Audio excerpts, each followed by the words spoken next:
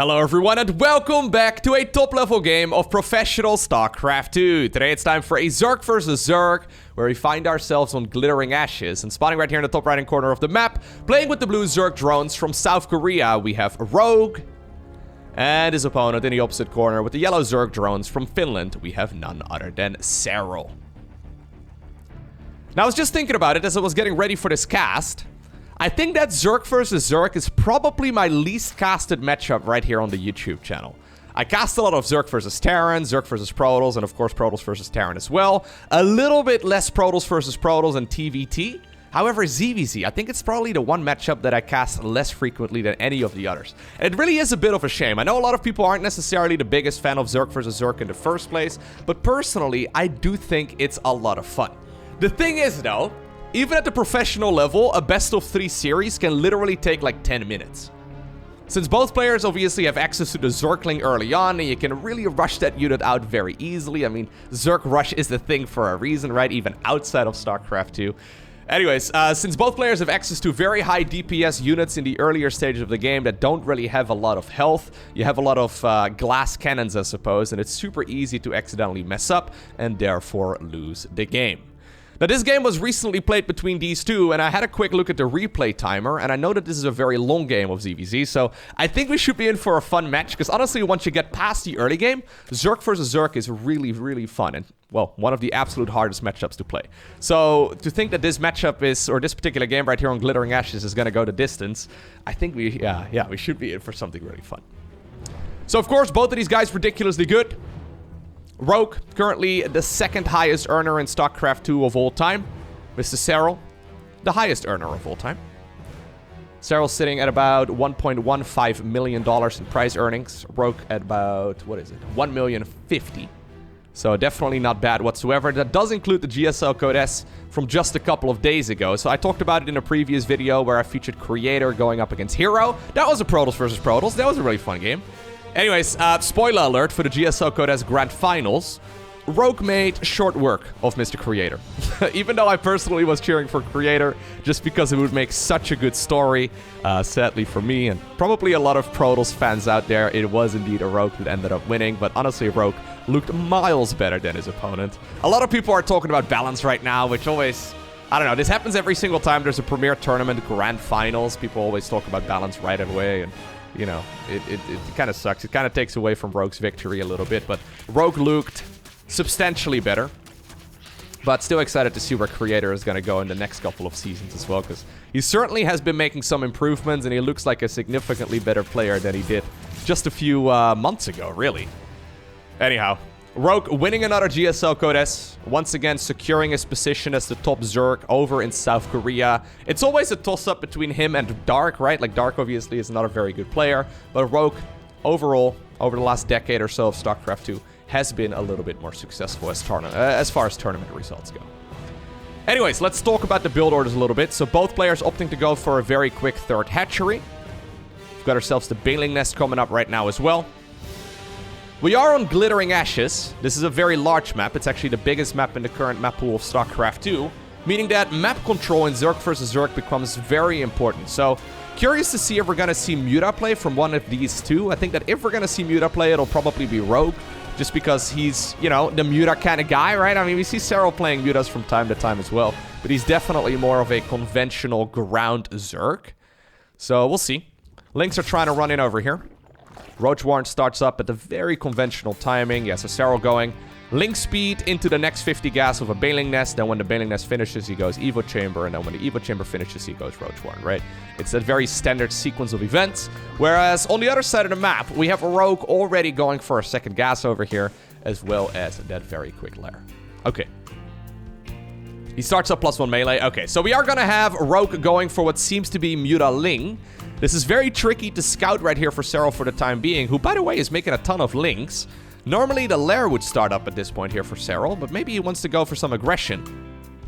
Okay, he's morphing in some Banelings on the other side of the map. Okay, so he's actually trying. Yeah, so he's morphing in 2 groups of Banelings. Probably trying to see if he can get a huge detonation on any of those Zerglings of his opponent and then pick off the third base. Something along those lines. Roach Warren is going to finish up here soon for Rogue. Okay, he's going to evacuate the drones away from the third base. I love it. Good stuff. He's got a Roach Warrant, so he could make Roaches here for the defense. He wants to save as much gas as possible, though. Alright, he even already starts up the Spire. So apparently, even though we've got a Ling Bane dance over here, he's not scared. Nah, he's not worried about it. Good targeting right there. One of the queens dies where she sits. It's a little bit disappointing, I guess, for her. 2 queens are exposed over here, too. Losing all the queens would kind of suck. Anyways, at the very least, a Rogue managed to keep the 3rd base alive. Serral was heavily droning behind it. He already did get a lair as well, so it's not like he was going completely all in with that Zergling Baneling shenanigans. Now suddenly he's going to be forced to defend, of course. Rogue is going to finish up his +1 melee in about, I would say, half a minute from now, so he probably wants to preserve these links for now. If you can pick off a Baneling or 2, that would be nice, but a couple of Zerglings trying to be annoying. Anyways, very soon this matchup is going to shift. I mean, not the matchup, the match. The thing is, right now, Serral has still got a chance to be out on the map and be aggressive. As soon as Mutas hit the battlefield, though, it's going to be very hard for him to get units across. I mean, Zerglings are still fast, so Serral's sending them around the outer perimeter right here of the map. I guess that makes some sense. But as soon as Mutas are out, usually, at the very least in a normal game of StarCraft, it's going to be the Mutalisk player who gets full control of the map. It's going to be hard for Serral to send out units at that point. But these are completely unscouted. No overlords on the outsides of the map means that right now, yeah, Rogue finally has to respond to this. He decides to now run the Zerglings into both the 3rd as well as the natural, and then I think the main base too. Good bit of aggression right here from Serral. Not really getting a whole lot of damage done just yet. 3 drones is really not that much, so good defense here from Rogue, I guess, as far as the crisis management goes.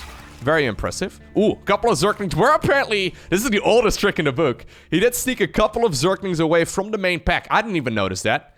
And he's now morphing in Banelings into one area of the main base that Rogue does not have vision of. Okay, is Rogue gonna respond? Is Rogue gonna respond? Oh, he does, but he actually clumps up the drones. Okay.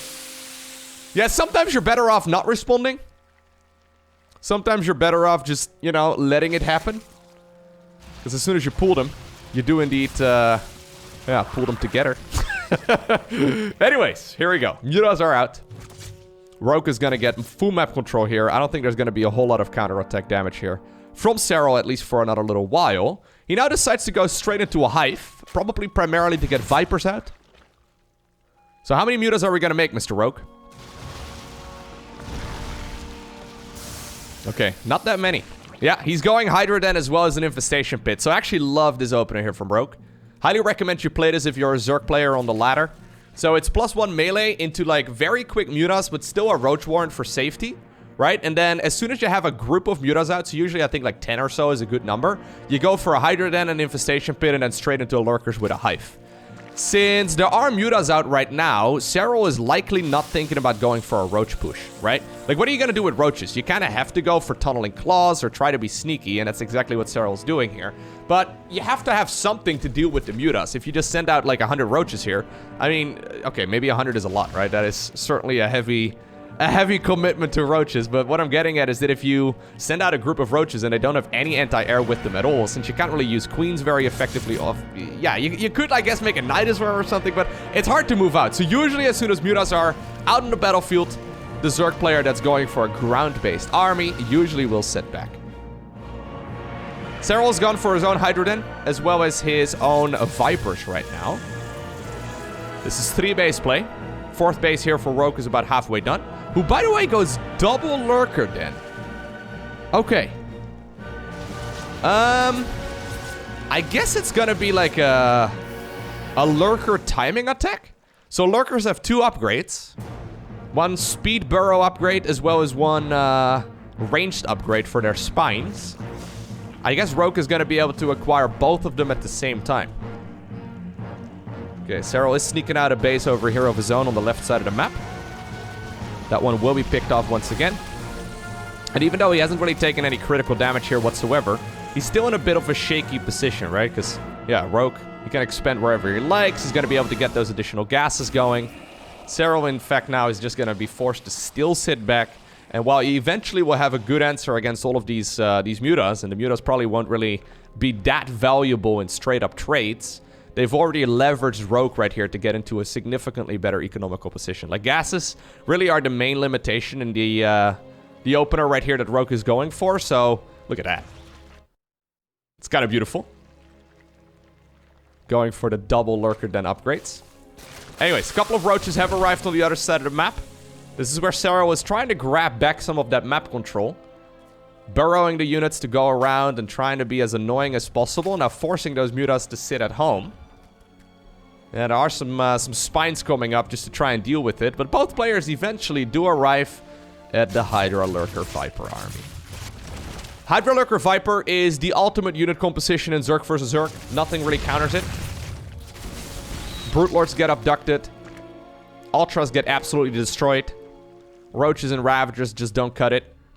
Hydra-Lurker-Viper deals with everything extremely well. It's just a very gas-heavy and very expensive unit composition to get to. So, in a way, Mutas, Roaches, Zerglings, Banelings, all of those units are just little stepping stones to eventually arrive at Hydra-Lurker.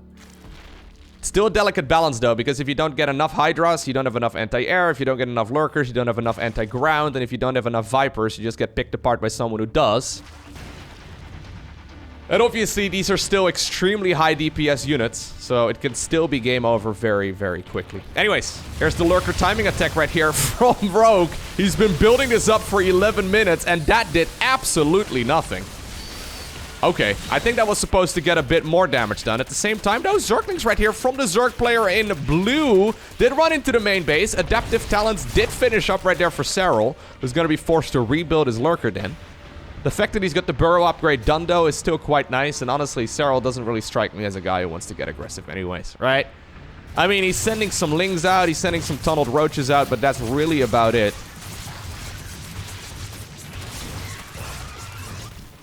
This is once again a great example, though, as to why Serral is such a dominant player.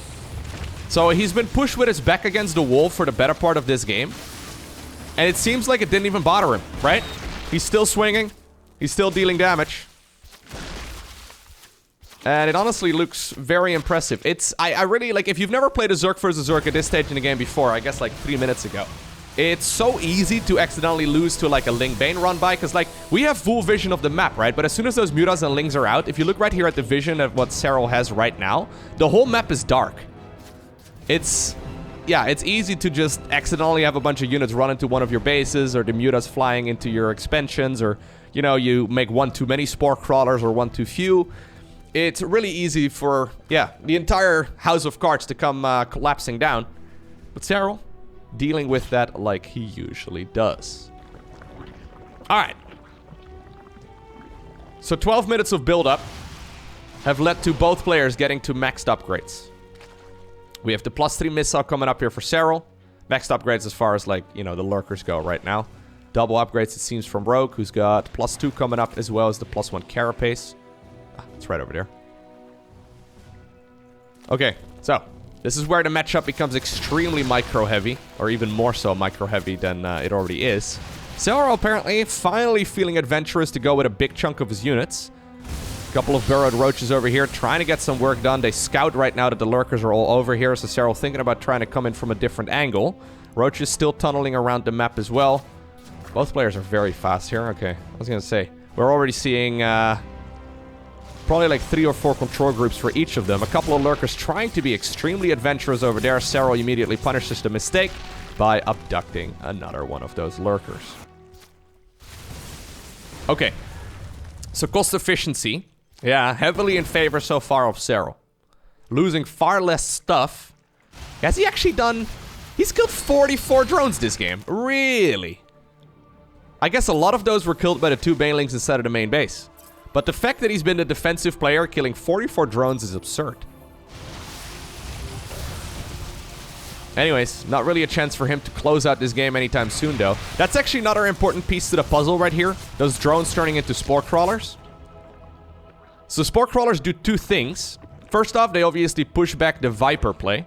Vipers are quite flimsy. They don't really have that much health. I mean, they have 150, which is quite a bit, but they're super expensive. You can't really, like, just YOLO them forward and fly them into a bunch of spores and give them away. Not really something you can afford doing. But secondly, Spore Crawlers are also detectors, right? They have a lot of detection radius, meaning that, yeah, Lurkers that are burrowed, obviously, underground can be spotted. So when there's, like, a bunch of Spore Crawlers set up on a high ground like this, Serral can't really push in there very well. He doesn't know if there's lurkers behind the spore crawlers, whereas Rogue will have full vision. So vision is everything. Anyways, a couple of lurkers managed to... Where did those come from? Hold up, I'm gonna back off. Did they just... They just walked in. Despite the fact that there's spines and spores over there at the front, they just walked in. Okay. Thought maybe I missed like a drop or something along those lines, but no. They just wandered in there. Even though a couple of other lurkers already died in this exact same position. Brenda? Brenda, are you okay? Brenda, are you okay? Are you okay? Are you okay, Brenda? Brenda, are you okay? You've been hit! Okay, sorry. Why? I don't think that's intentional. Pretty sure it's just a little misclick while there's, no, a lot of other fires to put out around the map. Okay, Brenda, you've done it. Good job. Well done, Brenda. You did it. She immediately injected the base afterwards. Rogue decides to now go for a Nidus network. Okay. You don't really need Banelings anymore at this point in the game. Totally fine. Instead, he's now spending his gas on additional Vipers. So how many Vipers do you want? Honestly, it's hard to say. I haven't seen a whole lot of late game ZVZ recently, but so far, both of these guys are going for a ton. 5 more are added into the mix right here for Rogue. Obviously, you can abduct your opponent's Vipers too, right? Which is important to note. So I guess you always want one more Viper than your opponent, right? You want your opponent's amount of Viper plus 1. But they're also very gas heavy, so you can't really afford making that many. Couple of random lurkers right here in the bottom right-hand corner. Since he knew that apparently Serral would be using this as a way to maneuver around the map, he actually catches quite a large army. Muta's in the main base trying to get some sort of value in, but so far it's not really happening. Okay. 16 minutes in. Nobody's really winning yet. Now, I love this. Serral does have vision of it. Okay, he is sending units over in this direction too. Pretty much his entire army. Is that an old army hotkey move right there for Mr. Serral?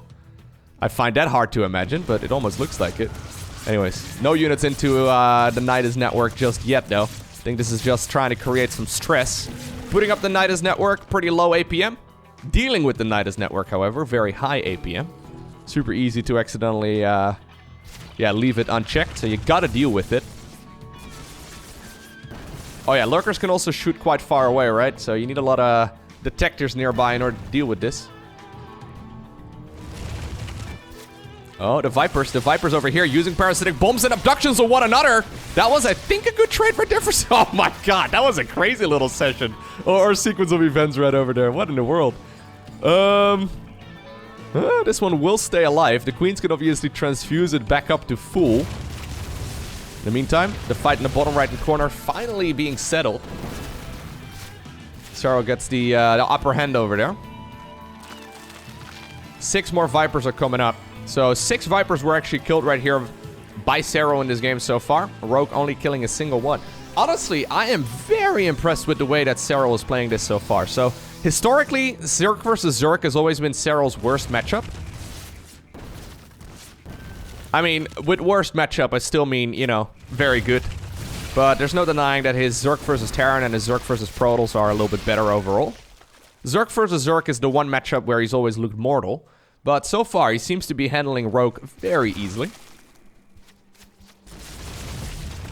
Okay, not a lot of Vipers available at this point for Rogue. Yeah, so those units here can get picked off pretty easily. Okay, never mind. I take that back. There's still quite a few of them. I think they already popped and they had some time to consume one of those structures for energy too. Okay.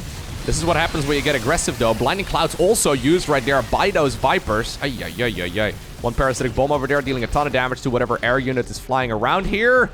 That was almost the end of like 5 Vipers there all at once, but Rogue splits it off at the last possible moment and Serral now reinforces with 10 additional Vipers. Yeah, okay, so you can see attacking here, even though it seemed like Serral had the upper hand, as soon as he attacked, he immediately got punished for it. So real quick, because I know that the spellcasters in StarCraft 2 can be a little bit confusing, Vipers have a couple of useful abilities. First off, they have an ability to consume health of another structure. So what you see right here, exactly what Rogue is doing, he's consuming random structures that he's built around the map. Evo chambers usually are like health and cost-wise the most efficient. He can gain energy very rapidly for those Vipers, so that's all it does.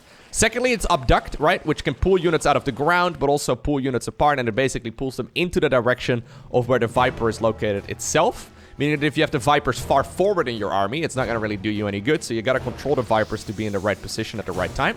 Then they have a blinding cloud that removes the attacks out of ranged units temporarily. So that's the green cloud that you can see on top of units. Very powerful. It affects Hydras, it affects Lurkers, it affects Queens. It basically affects every unit at this stage in the game.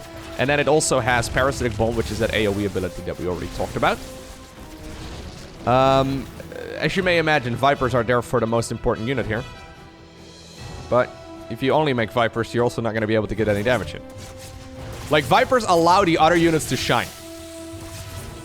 And you can't really have the Vipers without the rest of the army, but you can't really have the rest of the army without the Vipers either. It really is beautiful, isn't it? Anyway. Serral is, by the way, slowly starting to add on some Zergling upgrades too. Yeah, so usually gas is like your main limiting resource. I mean, he still has 5,000 plus in the bank, so the bank right here for Serral is huge, but I like the idea of going for a bunch of Zerglings because they can still do a ton of damage. Okay, that's a nice move right there. Once again, by Rogue. Very on point, not really running into a whole lot of problems here just yet. He's almost inviting the Zerg player in yellow to go into the range of those spines, but not gonna happen. Hydra's here used for a counterattack by Rogue, and I think Serral's probably going to be using Zerglings for that counterattacking instead.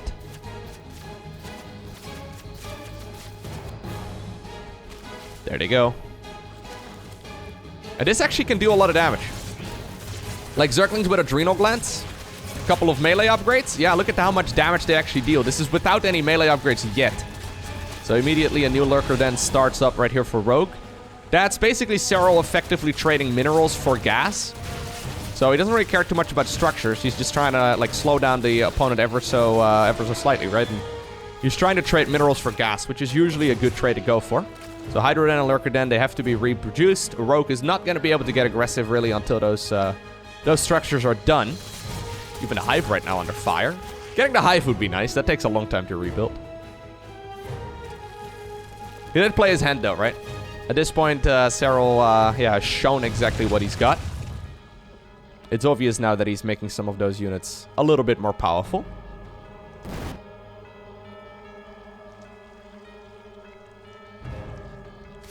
Good spotting right here, by the way. Those randomly positioned overlords, I mean, they look random, but they're really not. They're there to give vision, right? So we see little changelings all over the map just to try and figure out what the opponent's movement is all like. Nice abduction. Does get it. Here we go once again, though. Vipers start abducting one another. Parasitic bombs come up. Blinding clouds everywhere, too. And once more, it seems that Rogue gets the upper hand in that fight. No splitting off of that one. No splitting off of that one very quickly either. Okay, instead the Queens come for the rescue. Transfusing those Vipers back up to full HP as quickly as they can. A risky set of moves right there from Serral. But so far, Rogue's defense seems rock solid. Just, yeah, trying to deal with the opponent's army here by counterattacking. Now, this could be a little bit dangerous. Using the Nidus Worm right here for what seems to be the offense instead. Serral setting up like a concave over here to try and prevent these units from dealing maximum amounts of damage.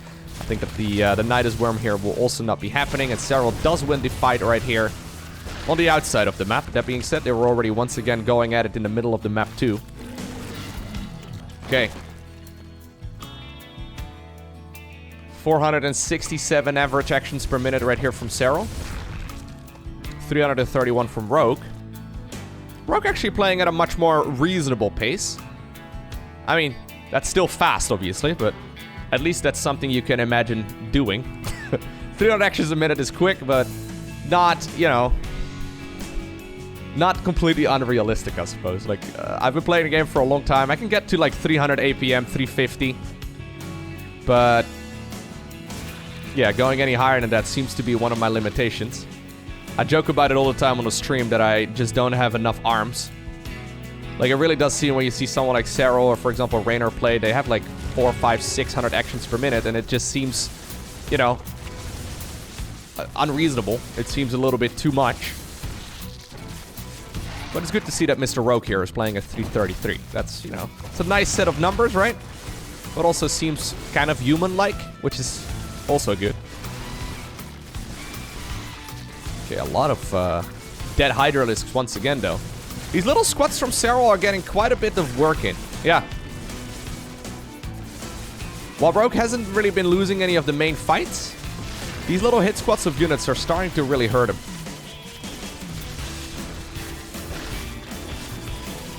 Okay. Resource lost-wise, though, and this is really what's telling the full story. Despite the fact that Rogue has been mining just about as much as his opponent, he has been trading significantly less valuably. Okay. Once again, a little bit of a move out right here. This time around through the center of the map. Hydra hit squad over here in the bottom right, too. Spine crawlers are going to run over in this direction. Hydras, though, have super high damage per second, so unlikely for them to, get stopped by a couple of spine crawlers like that. Parasitic bombs once again utilized. Man, parasitic bombs really have made a comeback in this matchup. I feel like for the longest time we didn't really see it all too often, but I guess with the Viper counts being as high as they have been in this series, or in this match rather so far, it makes sense to mix in some parasitic bombs as well and try to soften up those Vipers. Okay, still some energy remaining right here for the finishers units.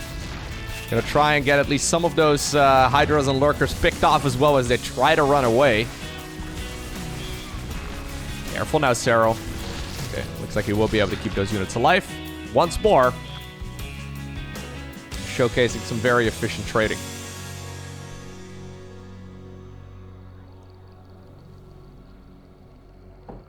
Alright, so it seems that the main battles aren't really determining a victor yet. Meaning that I guess the outer bases are gonna be, really important. So I like this move right here from Rogue. Trying to get a new base set up over here, as well as the one in the opposite corner of the map. If he can mine one of the two, that would be awesome for him.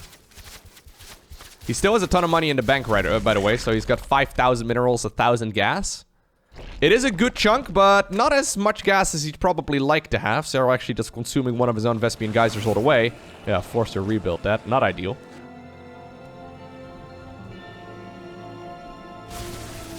Serral, though, it's still 5,000 gas in the bank. Like, honestly, that is starting to become a problem here for Rogue. He could obviously still win with a dominating fight. Okay, that's nice. 2 Vipers for free. It's a bunch of gas. Serral immediately, though, makes 4 more. Like, if you can get your Lurkers in a good spot, it can be extremely hard to break them. This is a good spot right over here for Serral once more. At the same time, there is a little hit squad over here, too. Okay, Rogue does manage to snipe the hatchery and then gets on out of there. But I meant more so if, like, say, for example, even though Rogue is in a rough spot, if you can get Lurkers right over here, right, and he burrows them all on this high ground, Serral can't really reinforce his bases very well, so there's still definitely a chance for Rogue, even when behind, to come back into it. I mean, he still has a massive army. Seems to be caught with his pants down over here, though. Yeah, finally Serral is breaking through the center of the map, and he's gonna be able to pick off one of the mining bases right here from the player in blue. That is huge. He is already splitting up his army once again, though, expecting a counterattack from Rogue, but Rogue instead decided to send most of his units all the way back home. He doesn't seem to have a whole lot of Lurkers at this point. No, he's only got a single one, and that's the one right over here. Just pure Hydra-Viper. I mean, Rogue only has gas for a handful of Lurkers at this point. We might be getting back to the point as well where, like, if you completely run out of money, you kind of need to start going back to Hydra, or sorry, to like Roach Ravager Zergling, because it's just a far less gas-heavy force, kind of what we started with in the game.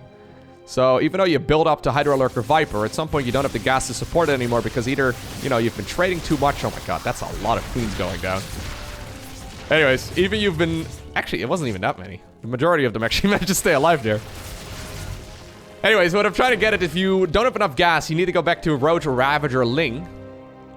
And for Rogue, we may very well be getting to that point right now. Yeah, Serral adds on an additional 11 Lurkers. And even though this is still a scary force right here from Rogue, Lurkers are, alone are going to be able to deal with this relatively well, especially when there's some spores right here in the front. So I like this position. Serral only needs a handful of units here to deal with that really large Zerg army in blue. Serral once more finding the base over here in the bottom right-hand corner. Rogue did start up the one over there. He's also now reconstructing the hatch in the middle. Really needs to start up the gases in that position too. Okay, good abductions right here though by Rogue. snatching a couple of those lurkers before they deal a lot of damage. He can't really afford to lose Vipers, though. So much damage being done right there by Serral. The Vipers will stay alive. We've got only 2 queens available, only a single one actually for Serral right now. These queens do have some energy, so I wouldn't mind seeing them use some of that energy to bring those Vipers back up to full, because this is one parasitic bomb away from being an absolute disaster. Hydra hit squad in the bottom section of the map. These guys are everywhere, man. Okay, one little lurker. Yeah, it's one of the 2 lurkers that was burrowed over there. Denying the mining in that base. Okay, no Vipers with this army currently. They're so low in health, man. I don't really like this. Even a hatchery right now is getting consumed. The hive is running dangerously low. Looks like the hit squad over in the bottom section of the map was cleared out by Rogue. So at the very least, he kept that one alive for a little bit longer, but he really needs to start mining some gas.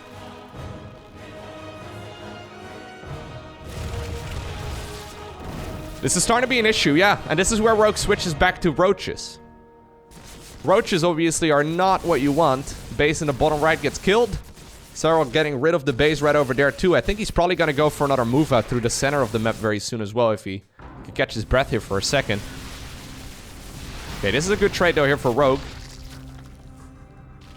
It does give Serral enough time to send the rest of his army over here. Honestly, impeccable trading here by Serral. Like, incredibly impressive. He's practically won, I think, 90% of the fights in a cost-efficient way. That's just rubbing salt in the wound right there. Abducting one roach. Not really worth it. Hatchery over here eventually fell too, just because Rogue doesn't have enough units to really defend it, apparently, or not enough APM. Maybe that's the problem. Maybe he needed to be at 500 plus too. Roach speed coming up right now for Rogue. Ugh. He just realized he never got that since he was playing Mutas in the mid game. He never actually got that upgrade. Serral slowly strangling his opponent here. Suffocating him over the course of 30 minutes. Rogue might be able to pull a rabbit out of a hat though. He still has a very scary force. He's still maxed out, of course. He still has a lot of minerals in the bank too. He's got some good Zergling upgrades, so he could certainly run in a Ling run by as well and try to deal damage and backstab as soon as Serral decides to go in for the killer move, but it's certainly an uphill battle right now for Rogue.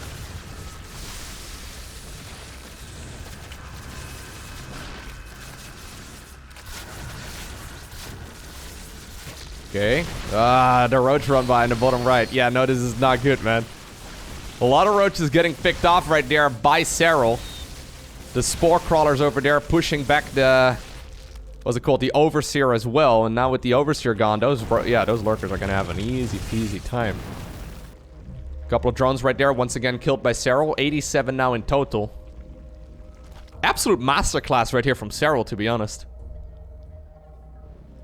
I expected this game, considering the timer, to be a little bit closer than it's been so far, but Serral honestly has been in full control, right? Like, obviously you probably wanted to win this game sooner if you could. Rogue managed to hold on for a very long time, but I really don't see how Rogue is going to be able to win this.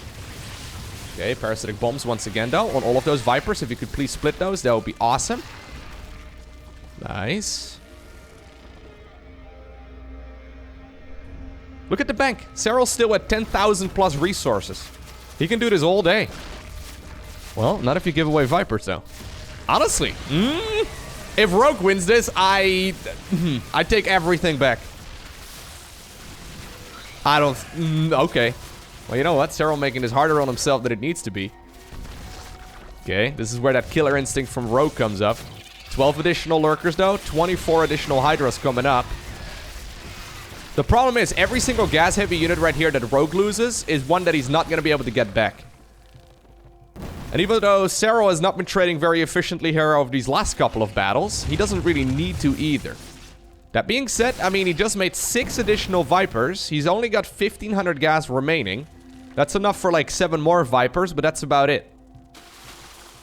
He is still mining a little bit over here, but this base only has a single gas geyser. Maybe it's about time to start taking some of those bases out as well.